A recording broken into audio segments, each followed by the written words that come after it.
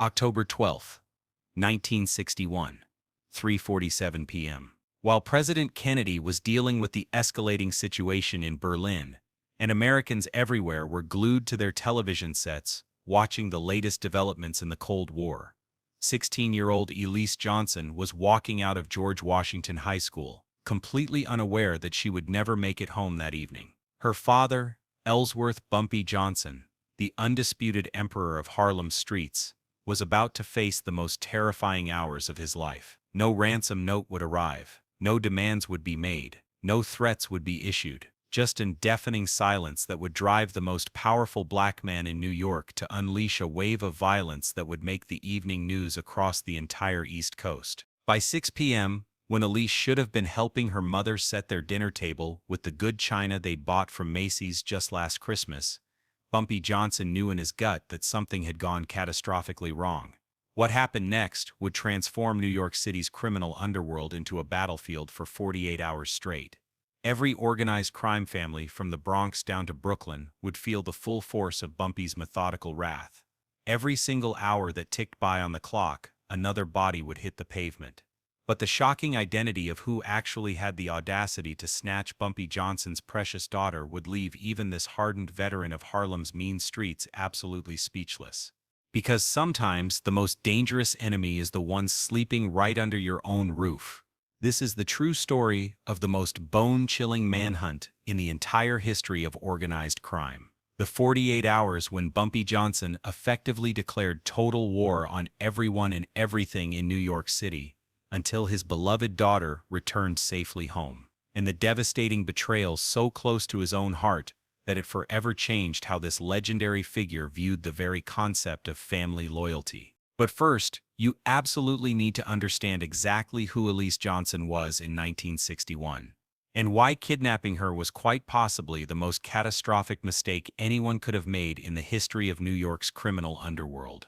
Elease Johnson wasn't simply Bumpy's daughter. She was his very heart walking around outside his body in human form.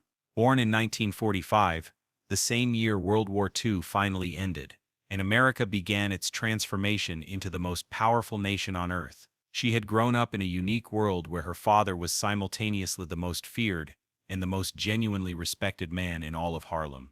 While other teenage girls worried about disappointing their fathers over bad grades or coming home past curfew, Elease lived with the constant awareness that disappointing her father could have consequences that rippled throughout New York's entire criminal ecosystem.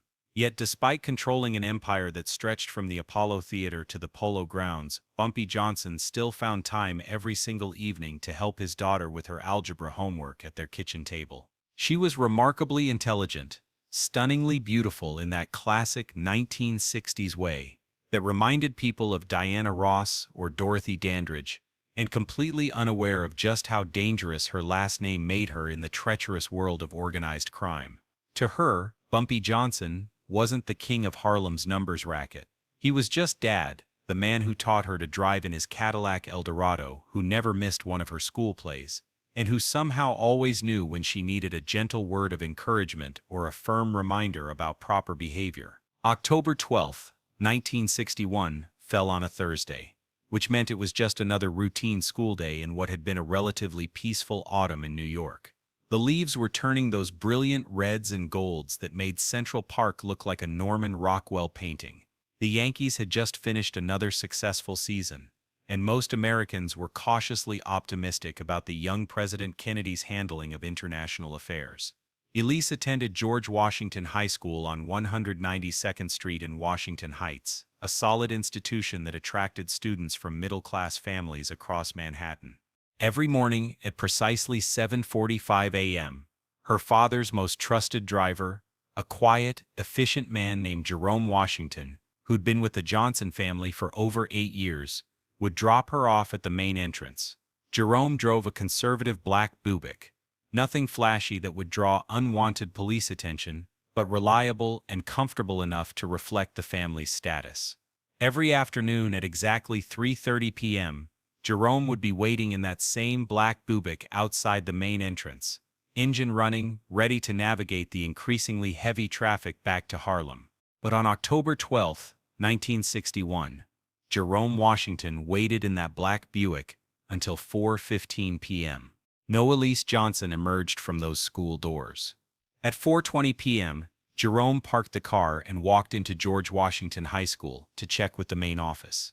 The secretary, a kindly Irish woman named Mrs. O'Brien, who'd been working there since the Truman administration, confirmed that Elease had attended all her classes that day. She'd been present for first period English, where they were discussing The Great Gatsby. She'd participated in second period American history, where Mr. Patterson was covering Reconstruction. She'd eaten lunch in the cafeteria with her usual group of girlfriends, sharing the latest gossip about which boys might ask them to the upcoming homecoming dance. Her last teacher of the day, Mrs. Henderson, from Advanced Mathematics, clearly remembered seeing Elease pack her textbooks into her leather satchel at 3:25 p.m., just like she did every single day. Mrs. Henderson had even called out, "Have a good evening, Elease," as the young woman walked toward the main entrance, with that particular confident stride that marked her as Bumpy Johnson's daughter. Then, somewhere between the classroom door and the street, Elease Johnson simply vanished into thin air. Jerome Washington had been in enough dangerous situations during his 8 years working for Bumpy Johnson to understand the gravity of the moment. He didn't waste time checking nearby stores or calling Elease's friends. He drove that black Buick straight through Manhattan traffic to Bumpy's headquarters, located in a series of rooms above the legendary Red Rooster restaurant on 138th and Lenox Avenue, the very heart of Harlem's business district. The Red Rooster wasn't just a restaurant. It was an institution. Since the 1920s, it had served as an unofficial meeting place for Harlem's most influential residents, from jazz musicians to political activists to successful businessmen who preferred to conduct their affairs away from the prying eyes of downtown Manhattan. The food was outstanding. Southern cuisine prepared by cooks who'd learned their craft in Alabama and Mississippi, and the atmosphere was sophisticated enough to attract customers from all over New York City. But everyone in Harlem knew that the real business happened in the private rooms upstairs, where Bumpy Johnson held court like a medieval king, surrounded by his most trusted advisors. These weren't crude backroom meetings in smoky bars. Bumpy ran his organization with the efficiency and professionalism of a major corporation, complete with regular scheduled meetings, detailed financial records, and a clear hierarchy that everyone understood and respected.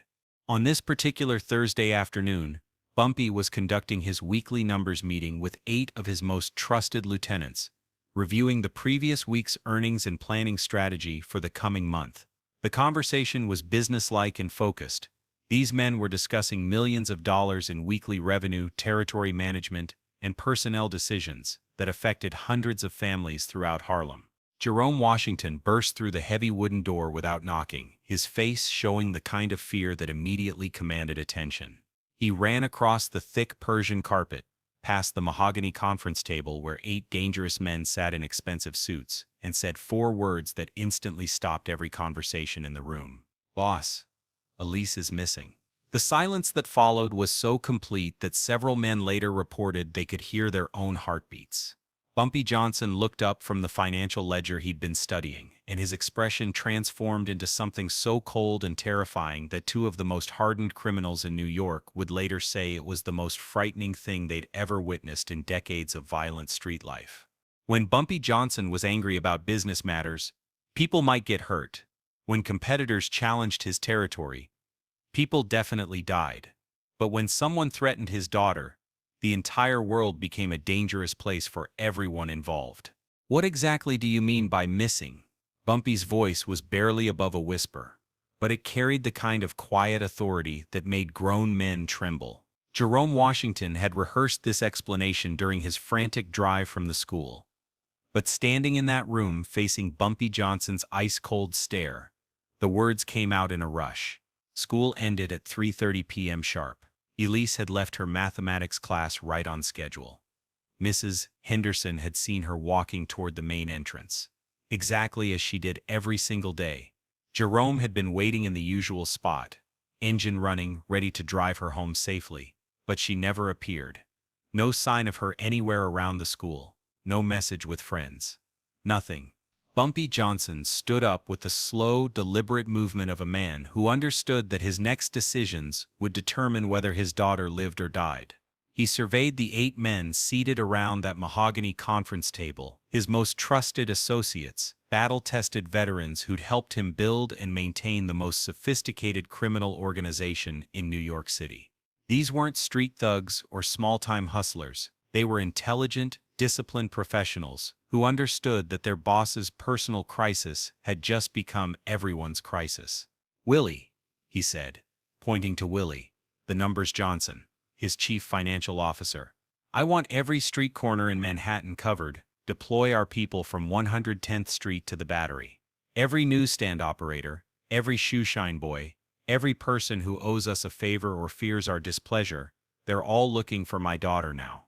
Big Mike," he continued, addressing Michael Big Mike Williams, who managed enforcement and security, "contact every major organization in the 5 boroughs, Genovese, Gambino, Lucchese, Bonanno, Colombo, all of them. Make it crystal clear that Bumpy Johnson's daughter has been taken, and that cooperation in finding her might be the difference between continued peaceful coexistence and total war." He turned to the others, his voice growing more intense with each assignment. "Tommy, you handle the police contacts. I want every honest cop and every dirty cop asking questions. Detective Morrison, from the 28th Precinct, owes me 3 favors. Call them in. Sergeant Bradley, from the 32nd, still owes me for keeping his son out of jail last year. Time to collect." "Jerome," he said, his voice softening slightly as he addressed his driver, "you did right coming here immediately. Now I need you to go back to that school and question everyone. Teachers, janitors, students, the crossing guard, the hot dog vendor across the street. Someone saw something. People always see something, but they don't always know it's important until someone asks the right questions." But even as Bumpy organized the most comprehensive search operation in New York criminal history, a terrible understanding was growing in his mind. No ransom note, no threatening phone call, no demands of any kind. In his 25 years of running Harlem's streets, Bumpy had learned to read situations the way a ship captain reads weather patterns. This wasn't about money. This wasn't about territory. This wasn't even about revenge for some past slight. This was personal in a way that made his blood run cold. Professional kidnappers wanted money, and they made contact quickly because every hour of delay increased their risk of capture. Amateur kidnappers panicked and made mistakes that led to quick arrests. But someone who took Bumpy Johnson's daughter without making any demands, someone with enough knowledge of her routine to snatch her between school and car, someone who understood that taking her would drive Bumpy to desperation but didn't seem interested in capitalizing on that desperation. That was someone who knew the Johnson family intimately. Someone who had access to information about Elease's schedule, her habits, her vulnerabilities. Someone who understood exactly how much she meant to her father, but who wasn't motivated by the usual criminal desires for money or power. By 7 p.m., Bumpy had mobilized 40 of his most reliable operators throughout Manhattan. These weren't random street soldiers, but carefully selected individuals who combined absolute loyalty with proven competence. They fanned out across the city like a military operation, checking every location where a frightened 16-year-old girl might be hidden. They searched abandoned buildings in the Bronx, questioning the homeless men who knew every empty space in the borough. They checked warehouses along the Hudson River, talking to dock workers who noticed everything that happened in their territory. They visited every hotel, boarding house, and flop house in Manhattan, using a combination of money and intimidation to ensure complete cooperation from desk clerks and cleaning staff. By 8 p.m., Bumpy's intermediaries had made contact with every major criminal organization in New York's 5 boroughs. The message was identical each time. Bumpy Johnson's daughter had been kidnapped, and anyone with information leading to her safe return would be rewarded beyond their wildest dreams. Anyone who had taken her and returned her immediately might live to see another sunrise. Anyone who had harmed her would die slowly and very publicly. The responses came back quickly, and they were remarkably consistent. The Genovese family, through their representative, Anthony Fat Tony Salerno, expressed genuine shock and offered the use of their extensive network throughout Little Italy and the Lower East Side. The Gambino organization, speaking through Carlo Gambino himself, pledged the cooperation of every soldado from Brooklyn to Staten Island. Even the Irish gangs in Hell's Kitchen and the Jewish organizations on the Lower East Side offered assistance. This unanimous response told Bumpy something crucial. None of the established criminal families had taken Elease. Professional criminals understood the unwritten rules that govern their world, and kidnapping a rival's child was so far beyond acceptable behavior that it would have triggered immediate retaliation from every other organization.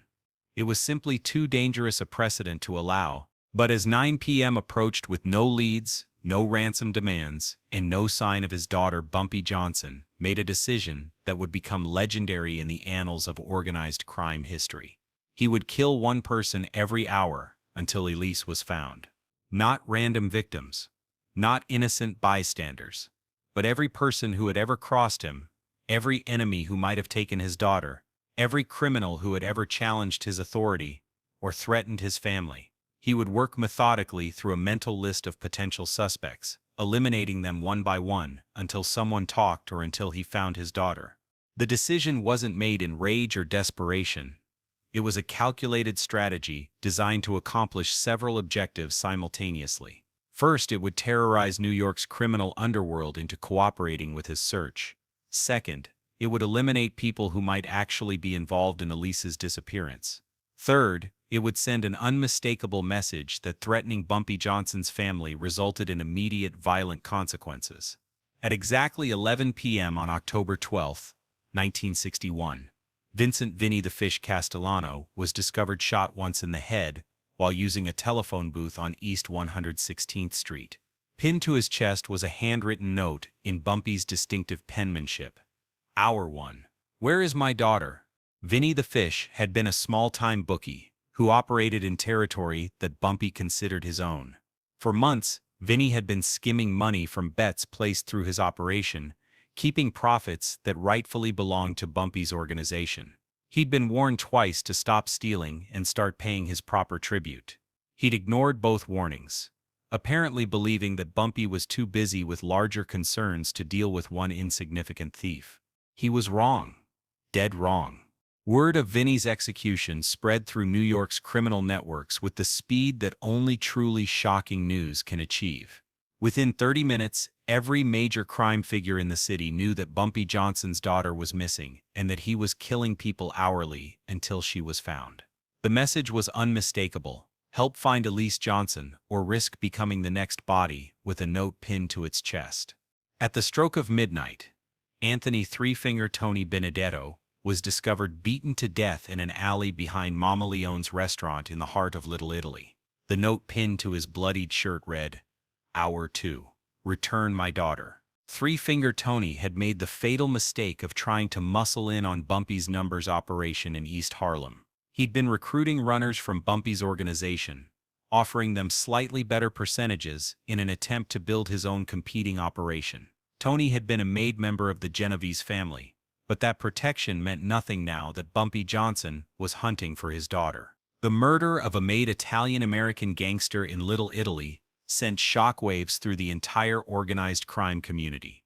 Everyone understood that Bumpy had just crossed a line that could trigger a full-scale war between black and Italian criminal organizations. But everyone also understood that a man searching for his kidnapped daughter operated under different rules than normal business disputes. At 1 a.m. sharp, Maria Santos was found strangled in her third-floor apartment on West 42nd Street. The note left beside her body read, Hour 3. Time is running out. Maria had been operating a prostitution ring in territory that Bumpy claimed as his own. She'd been paying tribute to another organization while working in Bumpy's area, essentially stealing money that belonged to his operation. More importantly, she'd been recruiting young girls from Harlem, some barely older than Elease herself, promising them easy money and then trapping them in situations they couldn't escape. Bumpy had been planning to deal with Maria's operation eventually, but Elease's disappearance had moved her to the top of his priority list. If she was involved in kidnapping young women, she might know something about his daughter's disappearance. By 2 a.m., when the lifeless body of Irish gangster Seamus O'Malley was pulled from the Hudson River with Hour 4 carved deep into his forehead. Every criminal organization in New York was actively, desperately searching for Elease Johnson. Not out of loyalty or friendship to Bumpy, but out of pure, primal fear that they might be next on his methodical kill list. The NYPD found themselves in an impossible situation. 4 murders in 5 hours, all clearly connected, all bearing Bumpy Johnson's unmistakable signature, but no evidence that would hold up in court. Witnesses had a remarkable tendency to develop sudden amnesia when questioned about what they'd seen. Physical evidence seemed to vanish from crime scenes before the police arrived. And frankly, most cops weren't particularly concerned about criminals killing other criminals, especially when those criminals had records of violence and exploitation. Detective Ray Morrison of the 28th Precinct was different from most of his colleagues.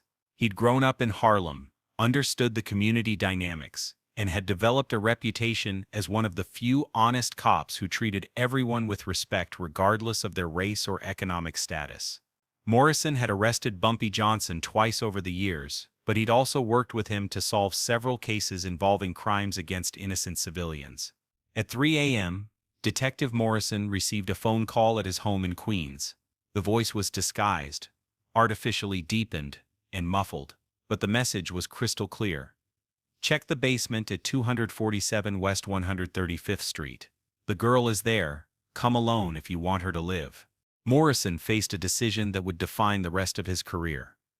He could follow proper police procedure, call for backup, notify his supervisor, organize an official rescue operation that would take at least 45 minutes to coordinate. Or he could grab his service revolver and drive to Harlem immediately, risking his own life to save a 16-year-old girl before Bumpy Johnson killed anyone else.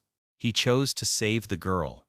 At 3:17 a.m., Detective Morrison arrived alone at 247 West 135th Street, a rundown tenement building in the heart of Harlem.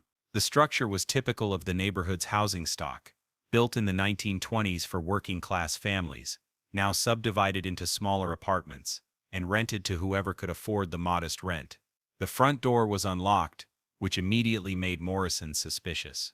The hallway smelled of garbage, cooking odors, and the particular kind of despair that permeated buildings where hope had gone to die. Morrison made his way carefully down a narrow staircase to the basement, service revolver drawn, unsure whether he was walking into a rescue operation or a trap.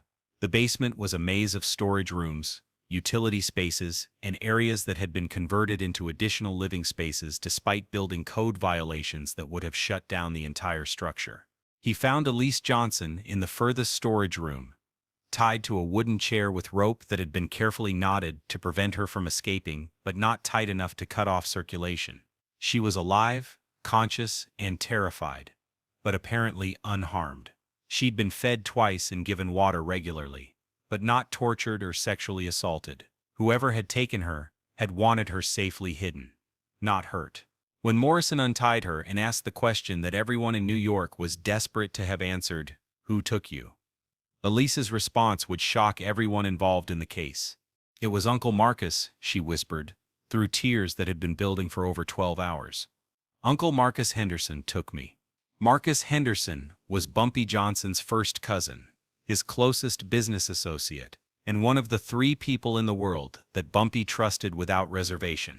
Marcus had eaten Sunday dinner at the Johnson family table every week for the past 15 years.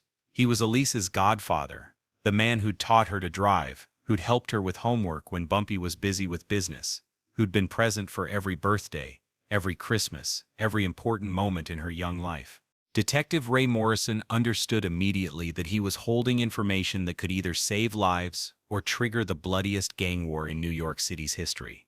If Bumpy Johnson discovered that his own cousin had betrayed him while Bumpy was systematically killing innocent people in his desperate search for enemies, the explosion of violence would be absolutely uncontrollable.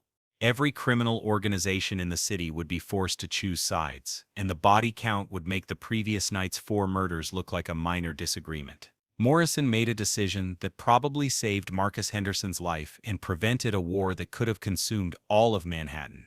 Instead of calling Bumpy directly with the explosive revelation, he contacted Theodore "Teddy" Green, Bumpy's longtime attorney and one of the few people who could speak to the crime boss during emotional situations without risking his own safety. Teddy Green had been representing Bumpy Johnson since 1943, back when Bumpy was just another ambitious young criminal trying to establish himself in Harlem's competitive underworld. Over 18 years, Green had become much more than a lawyer. He was a trusted advisor, a diplomatic intermediary, and one of the few people who understood both Bumpy's explosive temperament and his capacity for strategic thinking even in the most emotionally charged situations. When Morrison called Green at 3:45 a.m. with the devastating news that Elease was safe but that her kidnapper was Bumpy's own cousin, Green immediately grasped the enormity of the situation. He arranged for Morrison to bring Elease home safely while secretly contacting Marcus Henderson and giving him exactly one opportunity to explain his actions before Bumpy discovered the truth and reacted with the kind of violence that would make tonight's murders seem restrained. At 4:30 a.m. on October 13, 1961, Marcus Henderson sat in Bumpy Johnson's elegantly furnished living room, knowing with absolute certainty that his life was about to end. The room reflected the Johnson family's success and sophistication: Persian rugs that had cost more than most people's annual salaries, mahogany furniture imported from North Carolina's finest craftsmen, and original paintings by Negro artists whose work was just beginning to gain recognition in Manhattan's gallery scene. Elease was upstairs in her bedroom, physically safe but emotionally shattered by the realization that her beloved godfather had terrorized her for over 12 hours. Johnson was with her, providing the kind of maternal comfort that only a mother can give to a traumatized child, while trying to process her own shock and betrayal at Marcus's unthinkable actions. Bumpy sat in his favorite leather chair across from the sofa where Marcus waited. The same chair where he'd sat countless Sunday evenings over the past 15 years, sharing family meals and planning business strategies with the man he'd trusted more than anyone except his wife and daughter. The silence between the two men stretched for nearly 2 minutes, an eternity, when both participants understood that one of them might not survive the next hour. "Tell me why," Bumpy said quietly, his voice carrying the kind of controlled fury that was far more terrifying than shouting or threats. Marcus Henderson had been rehearsing this conversation in his mind for months, ever since he'd begun planning the desperate action that had brought them to this moment. But now that the time had arrived, sitting in this familiar room where they'd shared so many memories, the carefully prepared words felt inadequate to explain the complex mixture of love, fear, and desperate concern that had driven him to such extreme measures. "You were losing yourself, Bumpy," Marcus began, his voice steady, despite the circumstances. "The violence, the constant killings, the endless wars with everyone who looked at you wrong. You weren't the man that Aunt Sarah raised anymore. You weren't the man who used to help neighborhood kids stay in school, who protected families from predators, who stood for something besides just raw power and fear." Marcus paused, gathering his courage to continue. "Do you remember what you told me 5 years ago when we were starting to really make serious money? You said the goal wasn't just to get rich but to build something that would last, something that would make Harlem stronger and safer for our people. You said you wanted to be remembered as more than just another gangster who died young and violent." Bumpy's expression remained unchanged, but Marcus could see the muscles in his jaw tightening, a sign that his words were hitting their intended target. "When was the last time you helped a kid with homework? When was the last time you walked through the neighborhood and talked to regular people about their problems? When was the last time you did something just because it was right, not because it increased your power or eliminated an enemy? So you decided to teach me a lesson by terrorizing my daughter." Bumpy's voice remained dangerously quiet. "I wanted you to remember what really mattered to you," Marcus replied, tears beginning to form in his eyes. "I wanted you to stop the killing and the constant warfare long enough to think about what you were becoming, what you were doing to yourself and to the people who love you. And for 12 hours tonight, watching you search for Elease, I saw more genuine emotion, more real humanity, more of the man I grew up with than I'd seen in the past 3 years combined." The accusation hung in the air between them, like smoke from a gun barrel. Both men understood that Marcus was essentially charging Bumpy with losing his soul in pursuit of power, with becoming the kind of mindless killer that they'd both despised when they were younger and more idealistic. "I killed 4 people tonight looking for her," Bumpy said, his voice beginning to show the first hints of the emotional strain he'd been suppressing since Jerome burst into his office nearly 13 hours ago. "I know," Marcus replied, his voice breaking slightly. "And that's exactly why I did it. Because I knew that threatening Elease was the only thing that would make you remember what it felt like to love something more than power, to fear something more than losing control, to care about something more than maintaining your reputation." The silence that followed lasted nearly 3 minutes, longer than any conversation pause either man could remember. Outside, Harlem was slowly waking up to news of the previous night's murders, and police sirens could be heard in the distance as law enforcement agencies struggled to understand the wave of violence that had swept through Manhattan's criminal underworld. Inside this comfortable living room, two men who'd grown up together, who'd built a criminal empire together, who'd considered each other closer than brothers, faced the complete destruction of everything between them. Finally, Bumpy stood up and walked to the large window that looked out over the neighborhood he controlled. He could see the early morning activity beginning on the streets below, honest working people heading to jobs in factories and offices, children getting ready for school, shopkeepers preparing to open their businesses for another day. These were the people he'd once claimed to protect, the community he'd said he wanted to serve. "You're right about what I'd become," he said without turning around. "You're right that I needed to remember what really matters in this life. You're right that I was turning into exactly the kind of man we used to hate when we were kids, dreaming about making something better of ourselves." He turned back to face Marcus, and for the first time since this conversation began, his expression showed something other than cold fury. "But you're completely wrong about your methods, Marcus. You don't teach someone about the importance of family by terrorizing that family. You don't remind someone about love by making them experience the most devastating fear imaginable. You don't save someone by destroying their ability to trust the people closest to them." Bumpy walked back to his chair but remained standing, looking down at the man who'd been his closest friend and advisor for over 20 years. "If you were anyone else in this world, you'd already be dead. If any other person had done what you did tonight, I would have killed them with my own hands, slowly and painfully, and felt completely justified in doing so. But you're not anyone else. You're family. You're the closest thing to a brother I've ever had. So here's what's going to happen." Marcus looked up at his cousin, prepared for whatever judgment was about to be pronounced. "You leave New York tonight. You pack whatever you can carry, take the money I'm about to give you, and you go somewhere far away where you can start a completely new life. You don't contact me, you don't contact Elease, you don't contact anyone in this family ever again. As far as we're concerned, as far as the world is concerned, Marcus Henderson died tonight in this room. And if I refuse to leave, then Marcus Henderson actually dies tonight in this room." The finality in Bumpy's voice made it clear that this wasn't a negotiation or a threat subject to further discussion. This was a judgment, carefully considered and absolutely final. At 6 a.m. on October 13th, 1961, Marcus Henderson walked out of Bumpy Johnson's house carrying a single suitcase and an envelope containing $5,000. Enough money to start a modest new life somewhere far from New York. He drove his car to Penn Station, purchased a ticket to Chicago on the first available train, and disappeared from New York forever. The last reliable information anyone had about Marcus Henderson was that he'd eventually settled in Milwaukee, where he worked construction jobs under an assumed name. He never married, never had children of his own, never formed close relationships with anyone. He lived quietly and modestly for 23 more years, carrying the weight of what he'd done to the family he'd tried to save. When Marcus died of a heart attack in 1984, alone in a small apartment overlooking Lake Michigan, the only personal items found among his belongings were a faded photograph of young Elease Johnson, and a letter he'd written but never sent, explaining his actions that terrible October night, and asking for a forgiveness he knew he would never receive. The immediate aftermath of those 48 hours changed Bumpy Johnson in ways that rippled through New York's criminal world for years to come.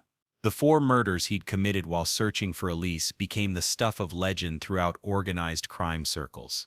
Every criminal in the 5 boroughs learned that threatening Bumpy Johnson's family resulted in immediate, violent retaliation. But they also learned that Bumpy was capable of methodical, controlled killing even in the most emotionally charged situations, which made him far more frightening than any explosive rage could have. The revelation that his own cousin had orchestrated Elease's kidnapping fundamentally changed how Bumpy approached trust and security. He restructured his entire organization to limit how much sensitive information any single person could access. He stopped holding regular business meetings at his house, instead conducting affairs at rotating locations throughout Harlem. He installed sophisticated security systems and hired additional bodyguards. Most importantly, he never again allowed himself to trust anyone outside his immediate family completely and unconditionally. However, true to his promise to Marcus, Bumpy also began the difficult process of examining and changing his own behavior. The mindless violence that had characterized his recent operations decreased significantly. He became more strategic and calculating about when and why he ordered killings, understanding that fear was most effective when it was precisely applied rather than randomly distributed. He started supporting more community programs, remembering that being genuinely respected by law-abiding citizens was more valuable than simply being feared by criminals. But perhaps the most significant change was in Bumpy's relationship with Elease herself. The kidnapping had shown her exactly what her father was capable of when someone threatened his family, but it had also demonstrated his capacity for mercy and wisdom when family members betrayed him. She understood both his power and his principles in ways that created an unbreakable bond between them.